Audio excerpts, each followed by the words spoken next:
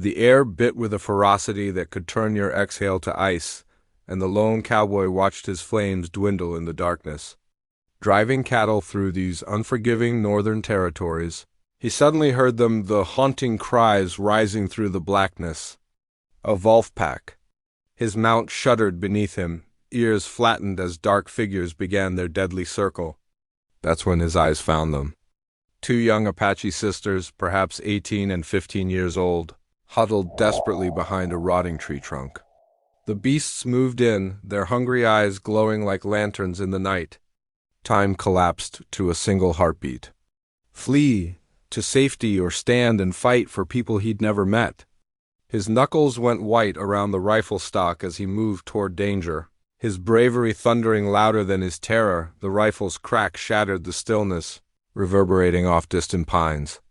A beast dropped, but its companions attacked with savage determination. His terrified horse bucked wildly, yet the cowboy planted his feet. Another blast rang out, and when fangs came dangerously close, he wielded his weapon like a bludgeon. Snarling and violent growling consumed the darkness until at last quiet returned. Dead wolves surrounded him, steam rising from their fallen forms. Blood stained his clothing, his jacket hung in tatters, but he'd survived. His attention returned to the sisters, frozen in place, paralyzed by shock and fear. Gently, he set down his gun and spoke with a voice worn but steady. "You're safe now." The older sister locked eyes with him, her expression ghostly yet defiant. No words of thanks crossed her lips, it wasn't her nature.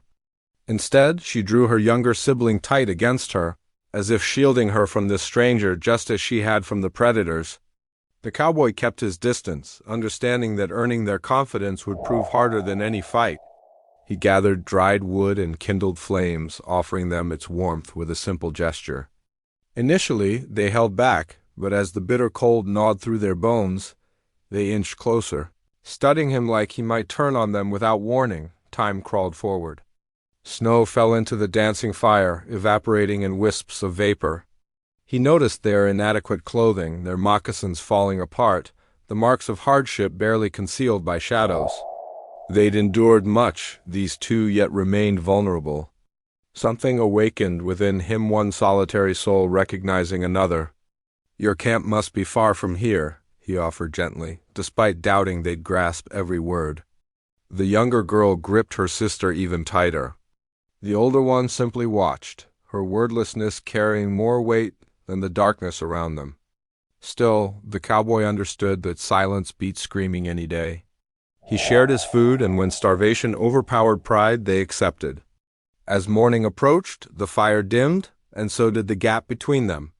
He'd avoided interrogating them, and they'd volunteered nothing. Sunrise washed the landscape in golden hues as the cowboy prepared his horse for travel. Unexpectedly, the older sister rose, her palm resting protectively on her sibling's shoulder. With a clear motion, she signaled, "Come with us." He paused. These were Apache territories, and venturing into their domain put him at tremendous risk. Yet when the younger girl's desperate gaze met his, abandoning them became impossible. He climbed into the saddle, inviting them both to ride. The journey stretched long. He traveled alongside them, watching for threats lurking in the tall grass, defending against both visible and invisible dangers. He absorbed their quiet ways, their communication through subtle looks and small movements. The older sister carried herself with dignity and led confidently, while her younger counterpart sought comfort in her presence. The cowboy felt he was intruding on something profound, yet they'd permitted his company. That mattered. As darkness gathered again, they arrived where a canyon opened up, thin smoke trails spiraling skyward from concealed fires. The girls halted. Their expressions made clear they were home. Before words could form, rustling movement emerged from the canyon's edge. Warriors materialized like apparitions, arrows notched and ready. The cowboy's fingers found his pistol grip, though he didn't pull it free. The older sister spoke rapidly in her native tongue. Gradually, the drawn weapons lowered, though suspicious glares remained. Then she emerged, the mother. A striking woman with braids threaded with gray, she commanded attention beyond any fighter present. Her features softened only upon seeing her children, breathing, whole. She rushed forward, embracing them fiercely. The cowboy began turning to leave, believing his role complete, but her voice stopped him cold. He pivoted, finding her measuring stare. She examined him as if reading the depths of his character, then spoke unexpected words. "You rescued them. Their existence belongs to you, as do I?" Shocked whispers rippled through the gathered warriors. The cowboy stood motionless, questioning whether he'd understood correctly. He'd anticipated anger, possibly violence. Not this. The mother, dignified and resolute, moved closer. Her daughters held on to her, bewildered, yet she remained firm. She indicated herself, then him, repeating, "This is what you've earned." His chest tightened. He'd battled wolves to protect two young souls, not to claim someone's hand. "That wasn't why I helped them," he murmured, refusing. But the mother's faint smile carried hidden sorrow.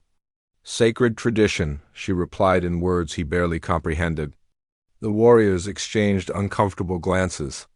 The cowboy understood then this was genuine, no cruel joke. By saving her children, he'd entered into an ancient covenant beyond his understanding. More profound than mere gratitude. For an instant, the vast wilderness fell utterly silent, as if the land itself awaited his decision. He studied the daughters, living because of his actions, their faces now showing something warmer than terror. He observed the mother, scarred by life's trials, yet undefeated, offering herself not from weakness, but from principle. The cowboy's spirit wrestled between declining and honoring. He'd existed in isolation, abandoned by kin, abandoned by affection. Now, through destiny's strange twist, through customs foreign to him, he was being granted something he'd never chased, but maybe always craved: connection, carefully. He lowered his gaze, not quite accepting, not immediately, but acknowledging their ways with dignity. The flames popped and snapped as darkness enveloped everything.